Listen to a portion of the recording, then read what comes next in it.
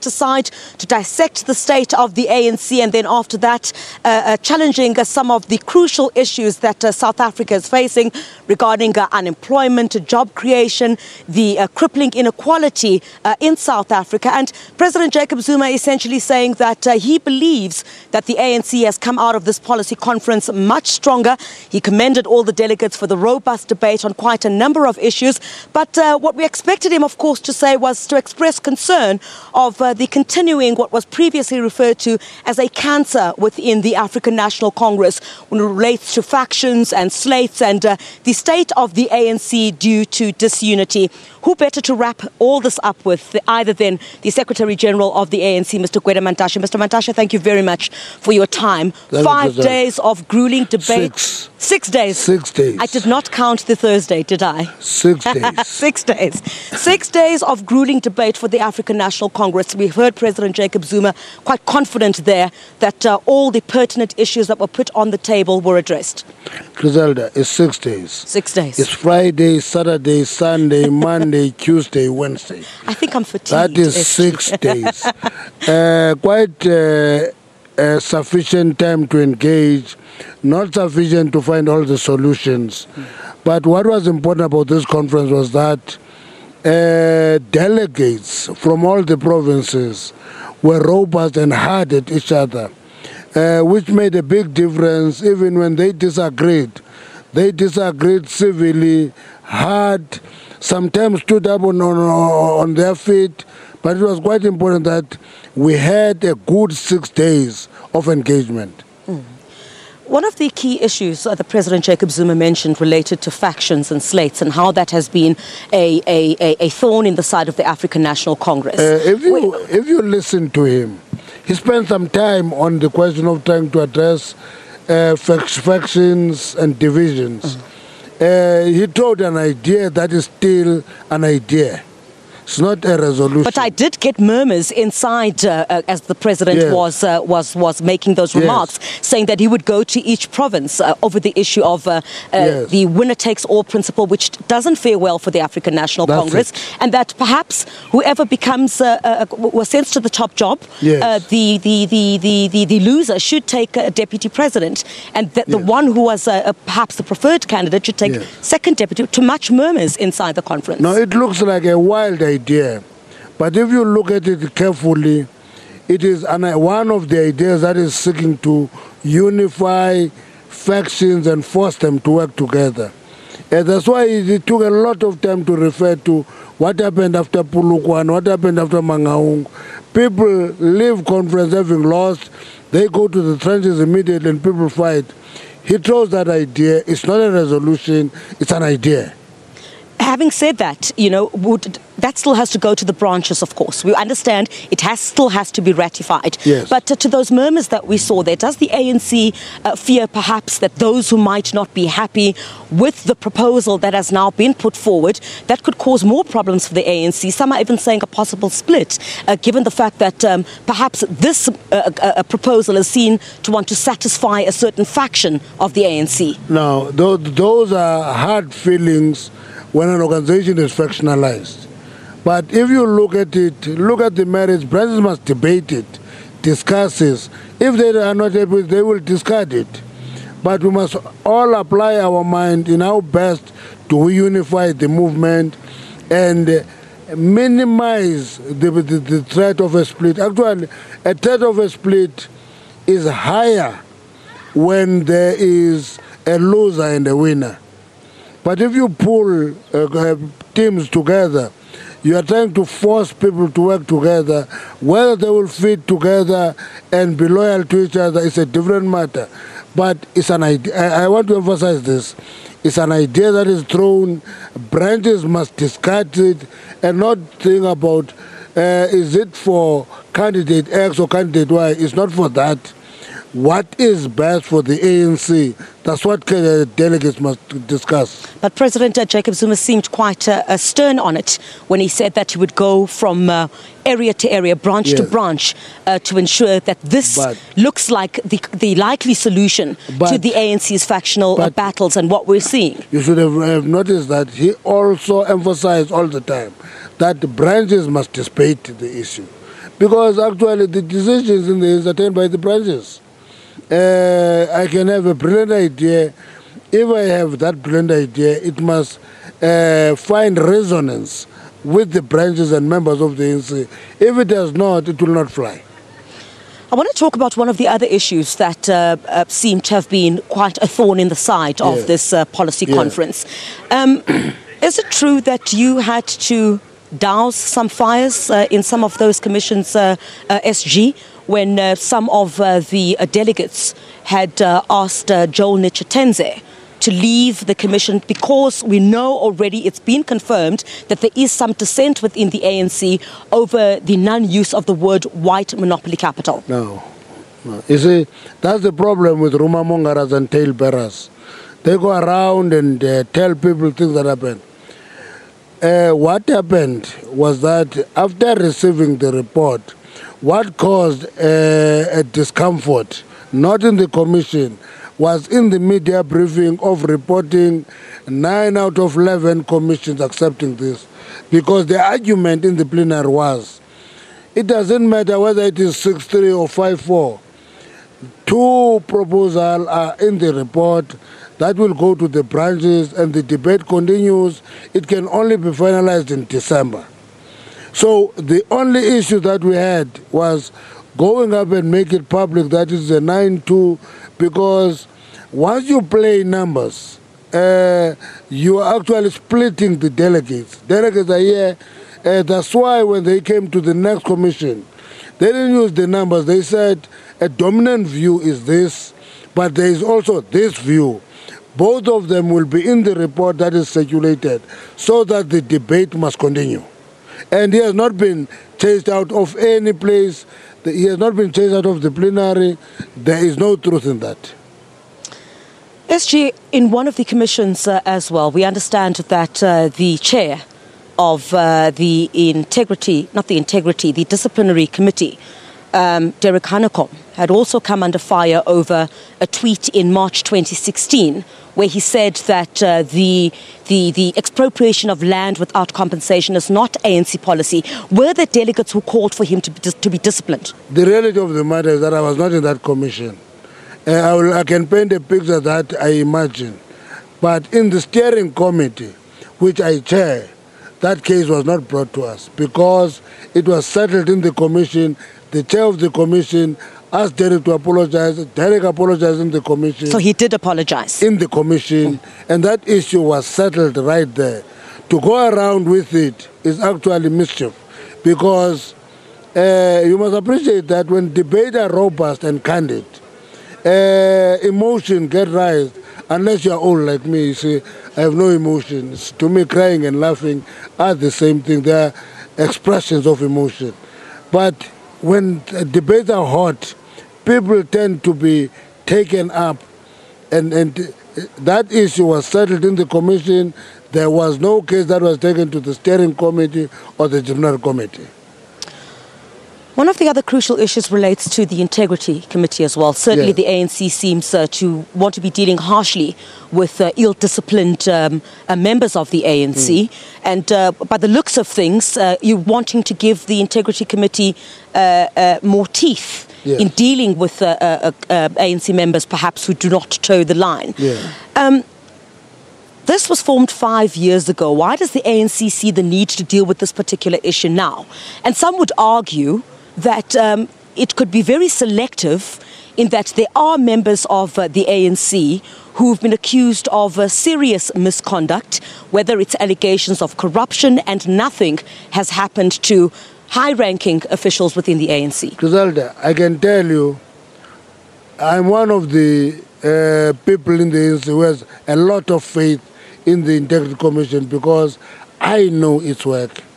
I can quantify it. For example, I can tell you now, as we sit here now with you, they have just released 4 reports that we're dealing with because they are working, they're spending a lot of time, they're taking decisions on cases, and in those cases, they don't look at the levels. Actually, what end up in the National Integrity Commission are people who are actually, if you use the Chinese description of flies and tigers. Actually, people who end up in the National Integrity Commission are tigers. That's why you'll find that there are ministers that they make recommendations on. There will be leaders of regions and provinces that they have made recommendations on. Many of them have been executed. But some would argue that the biggest problem for the Integrity Commission is President Jacob Zuma. We heard just the other day on one of the other television networks, one of the members saying that they're calling again on President Jacob Zuma to resign. Who is calling on President Zuma to resign? The Integrity Committee. No, there's no such a report, Griselda. I can tell you that. There's no such a report. People were saying this in the NEC. We gave them the report. President Jacob Zuma was called for a meeting in the Integrity Commission. They had the whole Saturday together, had discussion. We got the report of... Mfenyana was live on one of the television networks saying that they called on President Jacob Zuma to resign again. No. You see, what I normally do, because people know that if you give me reports, I don't circulate them. They take a freedom of saying many things. When the Integrity Commission has a report on my case, they write my report, they have findings, and they make recommendations. When they report on a meeting, and there's one sentence in the middle of the report that says, we think that the president must step down, to get my point, that is not a recommendation, it's not a finding. Because but it was brought up, SG. After that sentence, it's a meeting. They raised that. After that meeting, the president debate with them and give them his explanation of things. And it ends there as a meeting of the Integrity Commission. And if they want to have a case of the president, they have the freedom to do so. That case hearing has not taken place. Okay? So there is no finding by the Integrity Commission on the president. There is no recommendation of the Integrity Commission on the president. But it was brought up, SG. But let's move on. No, bringing things up, it was brought up in the NEC. That's not how you take decision. It's not about just bringing things up. It is brought up everywhere. But if you want a decision, you take a decision. Do you think perhaps giving more teeth then to this Integrity Committee would deal with some of the aspects that have plagued the ANC? Because you'd find that South Africans, perhaps some, would say there is no confidence in the ANC to deal with its own in-house challenges. So what more to deal with challenges facing other sectors, including the economy in the country? No, I think you are just in a negative mode, Griselda. I don't think so. No, you are. Let me tell you why I say so. You are in a mode that is strange for me, in the sense that the Integrity Commission does its work. I can tell you of a number of people who are aside. It can be the sector of the Buffaloes, it can be Marius, Franceman, there's a long list of them. That is the work of the Integrity Commission. But people, when they want to forget that, they just close their eyes as if nothing has happened. It can be the chairperson of Amatole, who was not allowed to be a mayor because he was having a case in court. And there are many of them. I can give you a list up to 10, actually. Now, if people don't know that, and they say there's nothing happening, then that is a worry for me. Number two, when it comes to the economy is quite a complex issue. We're knowing that we're having a technical recession, we're having a downgrade. That issue, to come out of that, will require this government of the ANC to work with the private sector. And if we're not working together, we're not cooperating, and invite other stakeholders, your labor, to be part of getting solution to the problem, it is not going to fly. Let me give you an example. You know, when we got our recession, only sectors that registered a positive contribution to the GDP was mining and agriculture. If you talk to me a year or two ago, mining was the most negatively projected sector because of the 5-month strike. Because after that, we paid attention to those, addressed it, brought stability, developed rules. Mining made a contribution that is positive. It is other sectors, your financial sector, your retail sector, that have made a negative contribution. It requires a patriotic citizenry, including business. At this point in time, if we move this direction and the business move that direction, we're going to sink deeper into all these problems. If we work together, we're going to be able to take ourselves out of the hole as a country. One of the other issues, SG, in the run-up to this policy conference was the issue of the Gupta family, the motion of no confidence against President Jacob Zuma. Emanating from this policy conference, do you think that the ANC is speaking with one voice? We've seen some other sentiment, including from ANC MPs like Makosi Khoza, who've even written to the National Assembly Speaker Baleka Mbete saying they want this a vote of no confidence in secret. Is everyone singing with one voice here that they will toe the line, as Fikile Mbalula said? I don't want to vilify MPs of the ANC, but I take a big exception of MPs of the ANC who are following and pursuing publicity from the media by chasing the media. Uma Khoza came here. She was interviewed by everybody. After that, she left. Do you get my point? To me, that is ill-discipline to the superlative degree. Because Makosi Khoza was invited as the chair of a parliamentary committee to be part of this meeting and raise the issues here.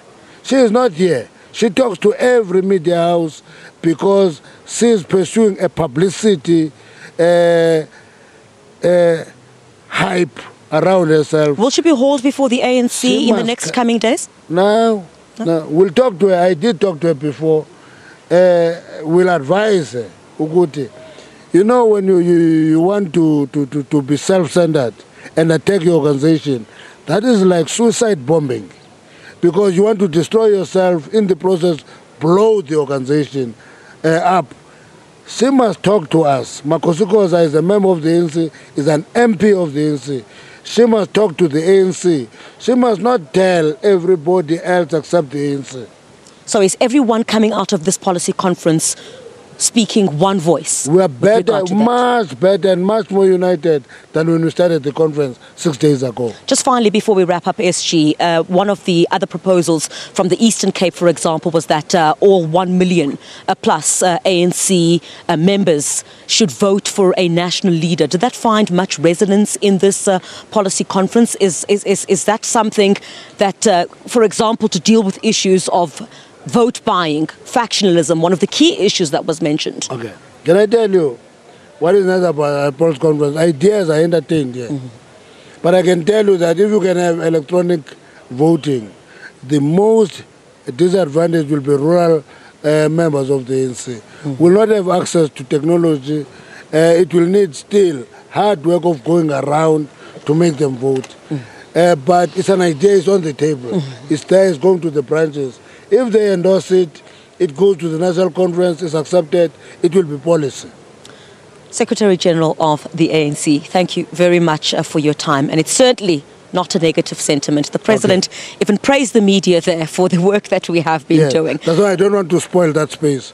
Let's not do that. It's been long and grueling, SG. Let's keep that praise in place. All right. Forever. Thank you very much. The Secretary General of the ANC, Mantashe, quite confident there, sharing basically the same sentiment as President Jacob Zuma about the ANC emerging from this policy conference united, and that all the issues, both pressing for the ANC and the country, have been addressed, and perhaps solutions, more concrete solutions, will now be found once all of these debates go to the branches, and then perhaps all of those, or at least some of them, ratified at the elective conference in December. Well, that presser on the economic transformation has just also now been concluded. Unfortunately, we can't take you back there, but we will have a bit more crossings a bit later on to finally dissect or just wrap up what has taken place here at Nasrec at the ANC's National Policy Conference. But for me, thank you very much for joining us. We'll hand back to the studio.